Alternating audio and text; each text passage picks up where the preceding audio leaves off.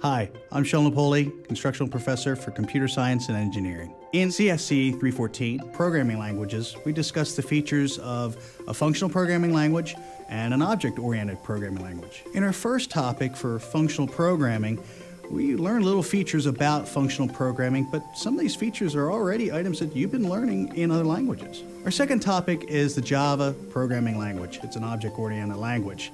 And we get to see how that works and how it's already integrated with a lot of stuff that you've already done in other languages. We're also going to learn about recursion and understand how powerful recursion really is in use of lists, function calls, and very complex data structures, and how we get through them and solve all these applications that we really want.